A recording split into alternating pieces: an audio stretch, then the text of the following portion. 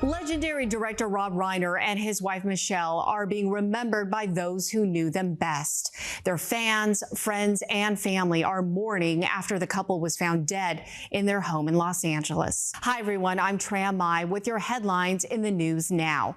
One of the couple's sons has been charged with murder. 32-year-old Nick Reiner made his first court appearance on Wednesday and did not enter a plea. The judge didn't allow cameras to film him. In court sketches, he appeared to be wearing a thick blue vest. He's been charged with 2 counts of first-degree murder. His lawyer called the deaths a devastating tragedy. There are very, very complex and serious issues that are associated with this case.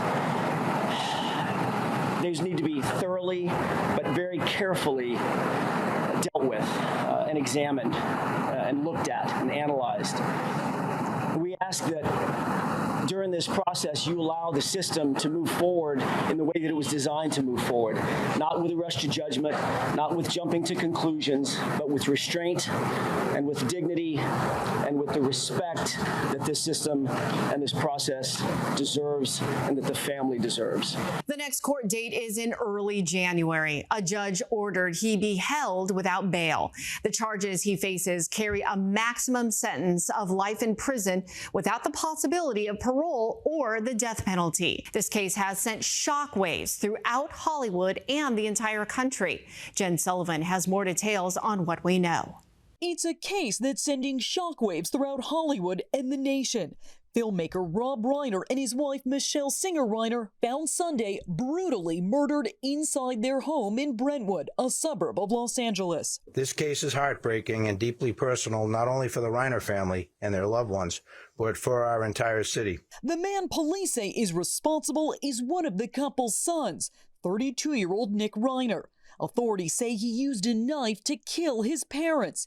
He's now charged with 2 counts of murder and a special allegation for using a dangerous and deadly weapon. Prosecuting these cases involving family members are some of the most challenging and most heart-wrenching cases that this office faces because of the intimate and often brutal nature of the crimes involved. Nick Reiner had been living in his parents' guest house at the time of their murders, according to someone close to the situation. The family has been open about Nick's past struggles with addiction. It was known to us and known to other people who were close to Rob and Michele that Nick had a substance abuse problem. Nick Reiner has previously talked about his numerous stints in rehab, his personal story inspiring him to co-write a film in 2015 called Being Charlie. His father directed it. During an interview on AOL's speaker series Build, Rob Reiner said the project was, quote, the most personal thing I've ever done. While many around the world knew Rob Reiner for his iconic films, a true Hollywood great, those close to him say he was simply a great friend. More importantly, we lost a human being with compassion. I'm Jen Sullivan reporting. The couple's 2 other children, Jake and Romy, released a statement on Wednesday. They said, quote, words cannot even begin to describe the unimaginable pain we are experiencing every moment of the day. The horrific and devastating loss of our parents is something that no one should ever experience. They weren't just our parents, they were our best friends. They went on to say they're grateful for the condolences and support they received and asked for privacy, compassion, and humanity. They want their parents to be remembered for the, quote, incredible lives they lived and the love they gave. Rob Reiner is considered one of the best American filmmakers of all time. His movies include classics like A Few Good Men, When Harry Met Sally, and The Princess Bride. Stephanie Elam takes a look back at his life. I've often said, no matter what happens to me, I'll always be, I could win the Nobel Prize. It'll say Meathead wins Nobel. Rob Reiner needn't have worried. Yes, he was known for playing Meathead on All in the Family, but his career had a remarkable second act as a successful and versatile film director. From the mid-'80s to the early '90s, Reiner had a phenomenal run directing a diverse range of films. He practically invented the mockumentary with his musical comedy, This is Spinal Tap. If you can see, the numbers all go to 11. There was the Stephen King coming-of-age story, Stand By Me, and the modern fairy tale, The Princess Bride. My name is Inigo Montoya. You killed my father. Prepare to die. and the classic romantic comedy When Harry Met Sally. Yes! Yes! Which had that famous line delivered by his mom, Estelle. I'll have what she's having. Another Stephen King adaptation, Misery, earned an Oscar for leading lady Kathy Bates. It's for the best. While his military courtroom drama, A Few Good Men, had this famous exchange between Tom Cruise and Jack Nicholson. I want the truth! You can't handle the truth! Rob, son of TV comedy pioneer Carl Reiner, found it a challenge to step out from his father's shadow. Getting in the door is important, but having staying power and being able to sustain a career at least on the level of or exceed your famous father or mother is very, very difficult. I mean, you're under an enormous pressure and scrutiny. He first earned fame in his own right as the liberal Mike Stivic on the groundbreaking 1970s TV sitcom All in the Family. They just don't like the idea of America fighting an illegal and immoral war. Well, if they don't like it, they can lump it. Stivic's arguments with his conservative, bigoted father-in-law, Archie Bunker, were a hallmark of the show, as they debated politics, social and cultural issues through comedy. The show earned Reiner 2 Emmy Awards. The subjects you took on and the way that you approached them, and we're talking the 70s, were unheard of in television at the time. How much resistance did you all get from CBS? Tremendous resistance. At first, when the show first came on, they had a huge disclaimer that preceded the show. It was basically, the show doesn't reflect the views of the network, blah, blah. Basically, it was saying, we don't know how this show got on. Like his All in the Family character, Reiner was passionate about progressive candidates and causes.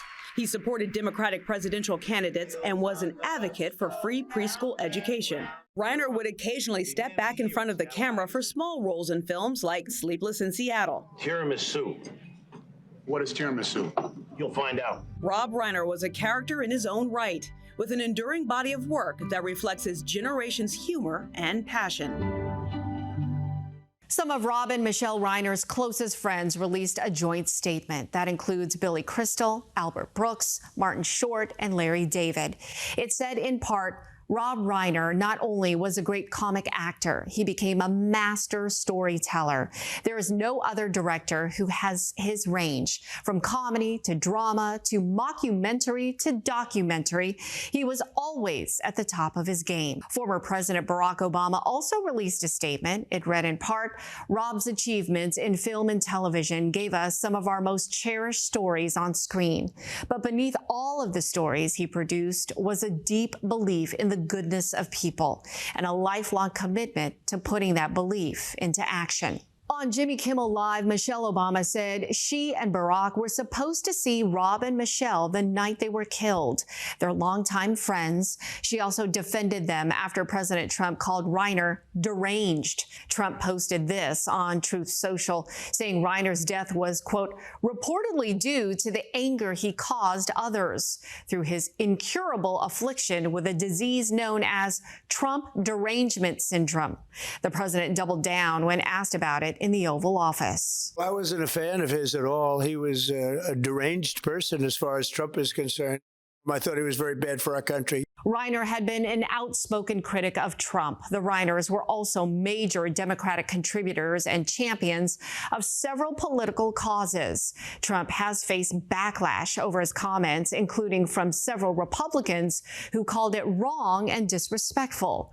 After the break, I'll look at Rob and Michelle's love story and why he said meeting her inspired him to change the ending of When Harry Met Sally.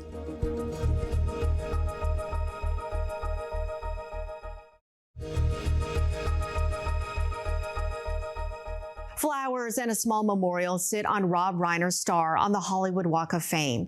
Fans have stopped by to pay their respects. Many have also been stopping at Katz's Deli in New York. That's where Reiner shot that iconic scene in When Harry Met Sally. Photos from the film still hang inside the diner. I met him a handful of times here at the deli, and every time I try to get to talk to him just for a few minutes, he was just a super nice guy. Kind of similar to me and my wife, who kind of met each other, didn't think anything was happening, all of a sudden became best of friends, and they fell in love. It was on that film set where Rob met and fell in love with Michele. He said meeting her actually inspired him to change the film's ending. The original ending of the film that we had was that Harry and Sally didn't get together, because I'd been married for 10 years, I'd been single for 10 years, and I couldn't figure out how I was ever going to be with anybody. And that gave birth to When Harry Met Sally. And I hadn't met anybody, and so it was going to be the two of them seeing each other after years, talking, and then walking away from each other.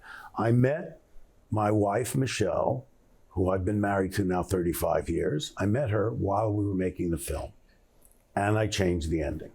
Reiner once called himself the prototype for Harry and said he didn't think he'd find love again after his divorce until he met Michele.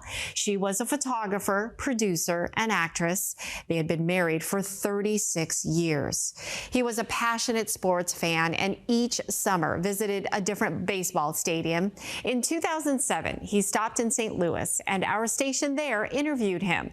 Let's take a look back at that conversation. Baseball hero growing up. Well, without question, Willie Mays. I mean, I was a New York Giant fan. I was born in the Bronx. You were either a Yankee fan or a Giant fan, or some were Dodger fans, but they were from Brooklyn. And I love Willie Mays. I mean, he was my idol. Most athletic actor you've worked with? Billy Crystal is one of the most athletic. He's a wonderful baseball player. He was an all-city shortstop when he was in high school. He and I played on the same team together for 5 years. We won a couple of championships. He was second baseman. I was the first baseman. Coney Island Whitefish, very famous team. So I would say he's probably one of the best athletes. Most impressive stadium you visited so far? It's all the retro parks that I've seen. The beautiful, I love PNC Park in Pittsburgh. I love now it's AT&T, used to be Pac-Bell and SBC in San Francisco. I like Miller Park.